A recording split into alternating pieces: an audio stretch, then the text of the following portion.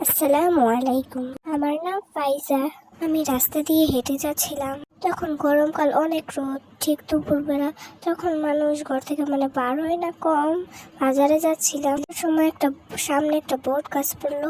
উপরে কিসের যেন শব্দ হইতেছিল। উপরে তাকাই দেখি একটা ভূত পা ঝুলাইয়া বসে আছে। তারপর ভূতটি আমার দিকে তাকালো। আমি প্রথমে একটু ভয় পেলাম, তারপর মনে মনে বললাম, না, তোর পারতেই হবে, তুই তাকে এখন ভয় পাবি না। ভূতটা আমার সামনে নেমে আসলো। আমি তখন একটু ভয় পাচ্ছিলাম। তারপর ভয় না পেয়ে জোর করাই বললাম, আমি ভূত। ভূতটি তখন বললো, তাহলে আমরা যেহেতু ভূত, আমরা একসাথেই চলি। আমি ওদিকে একটু ঘুরলাম, আমি বললাম চলো।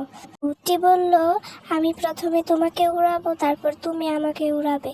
আমিও এই প্রস্তাবে রাজি হয়ে গেলাম। তারপর ভূতটি আমাকে তার কাঁধে উঠালো। তারপর একটা নদী আসছিল, নদীর উপর দিয়ে আমরা যাইতাছিলাম।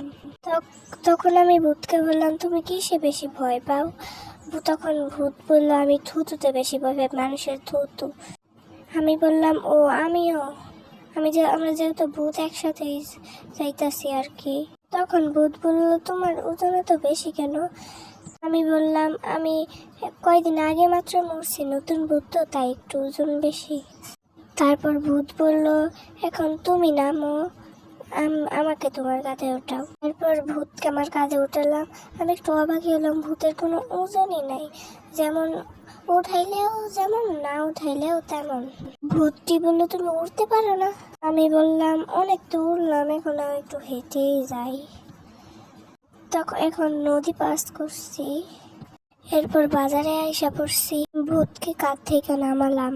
তারপর ভূতকে জোর গলায় বললাম, আমি মানুষ। তারপর ভূতটি অনেক রেগে গেল, ছাগলের রূপ ধারণ করলো। তখন আমি তার উপর থুতু মারলাম। থুতু দিলে তো আর অন্য রূপ হইতে পারবে না, ভূতটা ছাগলের হয়ে গেছে না। তারপর বাজারে ছাগলটাকে 5,000 টাকা দিয়ে বেচা গেছে।